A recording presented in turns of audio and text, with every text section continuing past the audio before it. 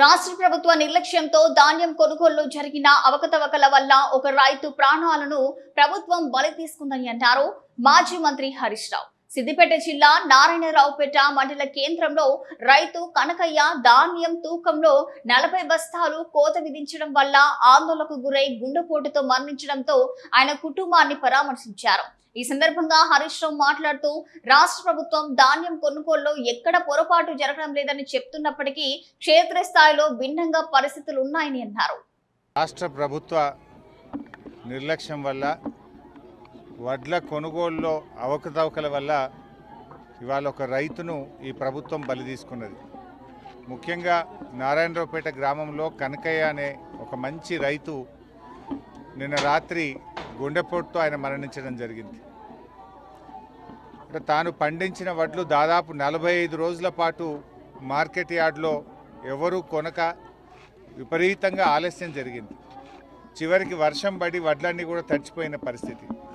ఆ తడిచిపోయిన వడ్లు కూడా మిల్లుకు తీసుకుపోయి ప్రాధేయపడితే 4 ట్రాక్టర్ల వడ్లకు 40 సంచులు కట్ చేయడం జరిగింది. అంటే ఈ ప్రభుత్వం ఒకవైపు రేవంత్ రెడ్డి గారేమో కోతలు లేవు, కటింగులు లేవని చెప్తారు. ఇలా కనకయ్య మరణానికి కోతలే కారణం. 45 రోజులు వడ్లు కొనకపోవడం, వర్షం పడి వడ్లు తడిచిపోవడం, తడిచిన వడ్లను తీసుకువెళ్తే కాళ్ళ వేళ్ళ పడితే 4 ట్రాక్టర్లకు గాను 40 సంచుల వడ్లు కట్ చేయడం అనేది ఆయన మనసుకు బాగా ఆందోళన కలిగింది. నిన్న సాయంత్రం కూడా తోటి రైతులతోని తోటి కుటుంబ సభ్యులతోని 40 సంచులున్నాయి, వడ్లు కట్ చేసిండ్రు, వడ్లు కోత పెట్టిండ్రు అని చెప్పి తల్లడిల్లిండు, చాలా బాధపడ్డాడు, తన ఆవేదన వ్యక్తం చేసిండు. ఆ ఆవేదనతోనే రాత్రి 10-10:30 వరకు తన బాధను అందరితో పంచుకుంటూ వెళ్ళి పడుకుంటే ఆ నిద్రలోనే ఆ టెన్షన్లోనే గుండెపోటుతో ఇవాళ ఆయన మరణించడం జరిగింది. ఇవాళ ప్రభుత్వం చాలా దారుణంగా వ్యవహరిస్తూ ఉంది. అసలు కోతలు లేకుండా ఎక్కడ వడ్లు కొనే పరిస్థితే లేదు.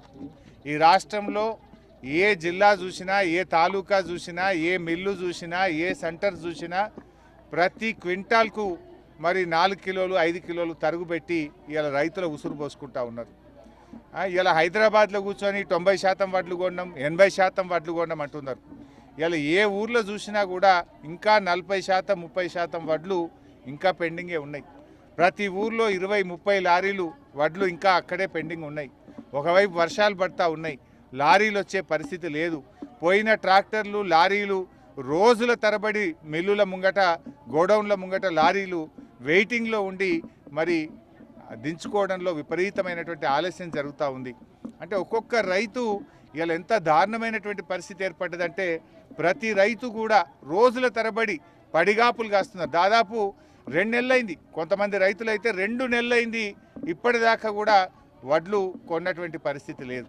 అంటే ఈ ప్రభుత్వంలో, రేవంత్ రెడ్డి గారి ప్రభుత్వంలో పంట పండించడం ఈజీ ఉంది, కానీ పంట అమ్ముకోవడం చాలా కష్టంగా మారింది.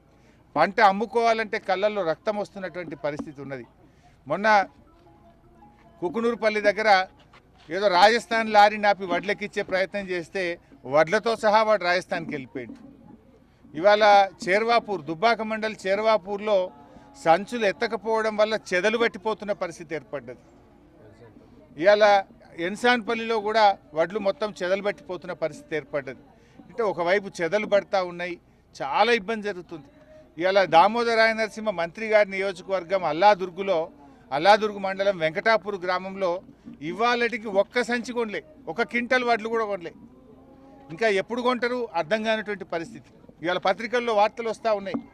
మంత్రి గారి నియోజకవర్గంలో వెంకటాపూర్ గ్రామంలో 1 క్వింటల్ వడ్లు కూడా ఇవాళటికి కొనలే. ఎక్కడ పోసిన వడ్లు అక్కడనే ఉన్నాయనేటువంటి పరిస్థితి ఈరోజు ఏర్పడతా ఉంది. అంటే రేవంత్ రెడ్డి గారు, మీ మాటలు మస్తు మాట్లాడుతున్నావు, నేను మళ్ళీ గెలుస్తా, తొక్కుతా, పండ పెడతా, తొండల భాష, తోతిరి భాష మాట్లాడుతున్నావు.